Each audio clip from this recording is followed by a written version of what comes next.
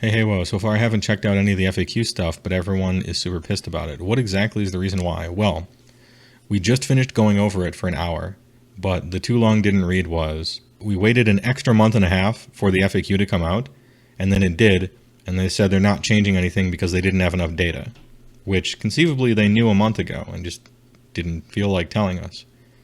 So they didn't really change anything, they didn't really try to change anything, and the excuse they gave was bullshit. Because they knew plenty to fix plenty, they just didn't want to.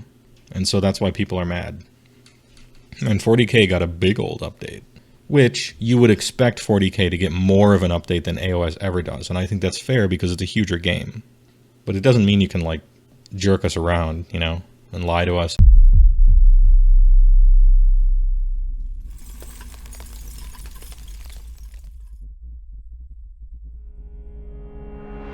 So, after an extra month of waiting, actually, arguably month and a half, let's be honest, it's the 25th. What are my thoughts on the big winter update? Oh, you know what? This is news. Hold on. I have a button for this.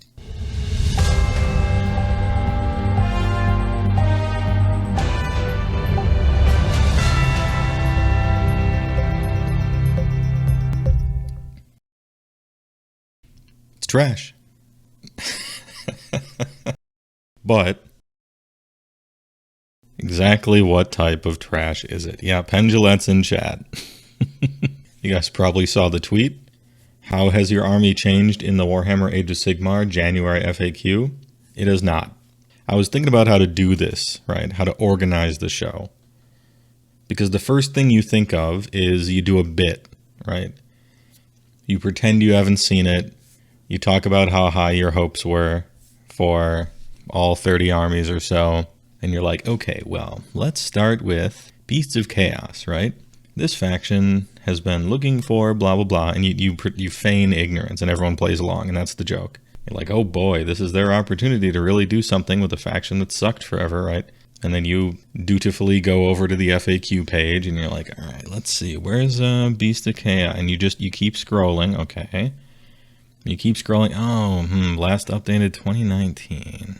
Oh no. And then you do that 20 times until you finally get to something that they've changed. I suppose I'll spare you. In your head, pretend I did that. Keck W's and all that. And, and let's move on. Take a moment to read a quick note from the rules team. So this is kind of a quote, more like a statement. Notice how it's italicized here. Anyway, they tell us in this update for Warhammer Age of Sigmar, we address some of the finer points of recent battle tomes as well as clearing up the biggest issues our faithful community have brought to light over the past few months. I would disagree. One thing you will notice missing from this update are changes to pitched battle profiles, and by that they mean points. Allow me to explain our reasons behind this. We've decided to withhold any changes to pitched battle profiles in this update because of the reduced number of games being played around the world, and therefore the reduced amount of feedback and results from events that would follow them. Now this is somewhat of a good point. Almost every event, I had 5 events I was going to go to in 2020, and all of them were canceled. And so instead of going to 5 big events, I went to 0. And instead of playing a lot of games at local shops and all over the place and stuff like that, I played none. So it is very true that there's a reduced number of games being played around the world, and especially games that are really useful, which are the ones that come from tournaments for the most part. There's been a shitload of TTS games being played, but I understand why they don't want to address that in an official statement. So anyway, although a small number of events were still able to take place last year, that's true. There's not enough data for us to confidently and accurately provide points changes to the system. I would buy this if there weren't still points changes that they didn't do last year, for which there was plenty of data to suggest it was needed. Furthermore, there's plenty of data. There's big data. So, I mean, if I was one of the people harvesting shitloads of data, I might be a little insulted by this here. Furthermore, wasn't there another MetaWatch article that they wrote talking about how good KO was, in fact, with tournament results on it? Could this be data?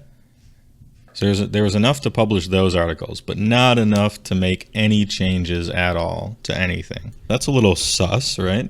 Anyway, remember, every time we have a winter FAQ, and every time we have a GHB, we always talk about, man, it seems like this unit was a problem or this thing's really bad, and I wonder why they skipped over it. You know, we do that every time. For the most recent one, which is GHB 2020, there was a lot that was skipped over, a shitload that was skipped over, and not enough has changed to make most of that stuff still worthy of changing, even if no one played the game this year. Furthermore, if you knew there wasn't enough data, right, then you knew there wasn't enough data December 25th, and you knew there wasn't enough data November 25th. So how come the big winter FAQ that always comes in December comes in January this year with a note that says, hey, we didn't have enough data, we didn't do anything? Well, were you waiting on like 5 tournaments happening in January to last minute get some data in? What do you mean? Doesn't make any sense. I could have heard this December, right? Could have heard it November. You don't need to have played twice the number of tournaments that were played last year to know that stuff like Alarielle probably needs looking at. That Beasts of Chaos probably need some looking at. Things like that. There were things they could have done. In fact, they did a lot of things in 40K.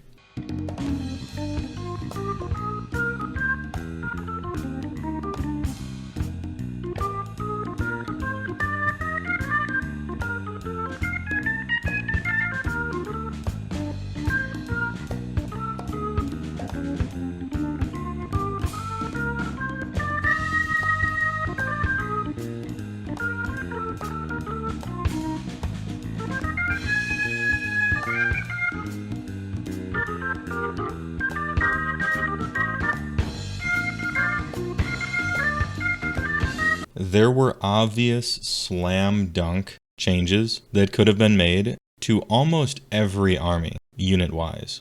Last winter update that weren't done, in GHB 2020, which wasn't done. And so if you actually didn't have enough data, you could have done a backlog of 2 releases worth of easy changes that have been piling up for more than the past year. But we just don't want to. And a few of the armies that were marked as updated for 21 still had the old points values on them from before GHB 2020, which technically means that those are the most updated points, because that's how the rules work. And it also means that they couldn't even be bothered to copy-paste right. Anyway, so here's the FAQs. As far as the base sizes, yeah, I noticed that somebody mentioned it in chat, and they're like, the only base size that was changed was Mork's Mighty Mushroom to be 6D 60 millimeters. It's actually a 65 mil base. Nathan from Honest Wargamer says it came with a 65. They're like, no, it should be 60, so every Gits player in the world has to rebase from the one that came in the box. That's a yikes. It's also a yikes because actually, who gives a shit? It's just like a bloated, overpriced, but cool endless spell in an army that's not terribly problematic. Also, I was looking for behemoths, and they are not here, which leads me to believe that this was a low effort update. The tinfoil hat that they literally forgot about the update might be closer to true than I'd like to admit. Can the change caster's fortune and fate ability trigger more than once in the same hero phase? If the casting roll for the extra spell is 9 up, yes. Neat. It's like a harmless change that could have some fun stuff if you get really lucky. Does changing a dice roll with the Mastery of Magic ability count as a modifier? The answer is yes. Neat. All right. Where's that one change about the Balewind that you guys are talking about? After the second sentence, in addition, Morathi Kane cannot attempt to cast this spell. Morathi cannot stand on a Balewind Vortex. I don't think this changes anything. The giant double teleport kill you with shooting thing that Morathi does in, I shouldn't say does, like in one person's list once, and it was a really good idea, and now maybe everyone's going to copy it, but that thing doesn't use a Balewind Vortex. So, you're right, Jack. It is a very inelegant change to change the war scroll of the Balewind Vortex to randomly mention one model in the whole game that can't stand on it. Morathi rides the boat where she doesn't die to pay the toll. Yeah.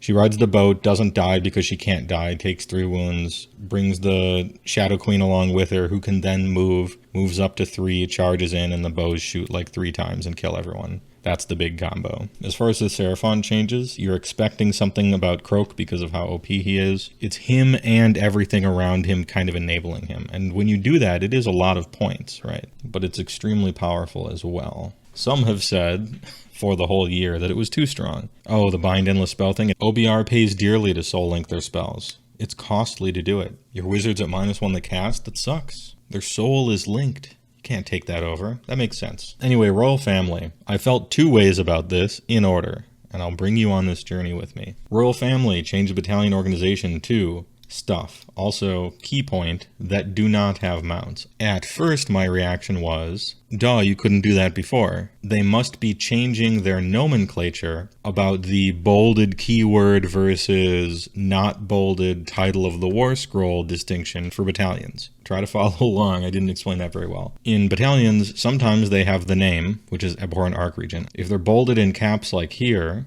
Abhorrent Ghoul King, it's talking about a keyword. So it applies to every war scroll with that keyword. But if it just has the name of it, it's only that specific war scroll.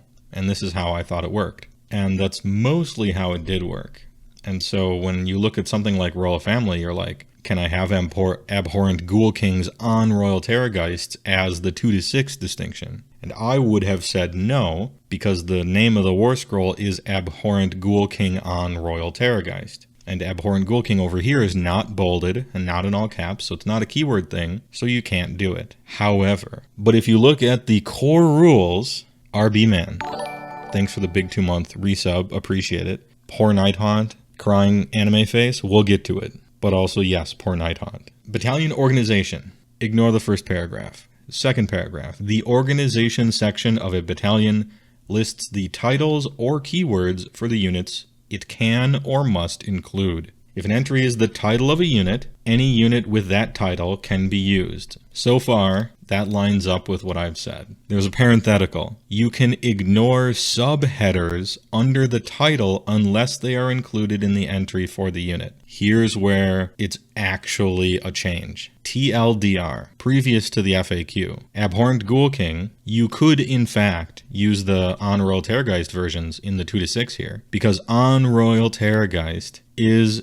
a subtitle, and as such, as long as it didn't list the subtitle up here, which it does in the upper paragraph, right, you could use them just fine. And so this seemed really cut and dry. The subheader game was strong, yeah, exactly. And so before this change, there's really no other way to read it. You 100% could play with 2-6 on Royal Terrorgeist or on Royal Zombie Dragon if you wanted in this battalion. With the update that do not have mounts, they have changed that. Some people call this a clarification. Clearly I needed the clarification because I thought the rule worked one way, with keyword bolded versus not bolded. But there was a third ripple to this, which was ignoring subheaders. And so apparently you can just ignore the subheaders. And this has massive implications because almost nobody's been playing like this, except apparently some FEC players who got into arguments with people all the time who were shown that core rules section and didn't change their mind, which I think is wrong. When you're shown, I mean, that was a very clear parenthetical. A, you ignore the subheader.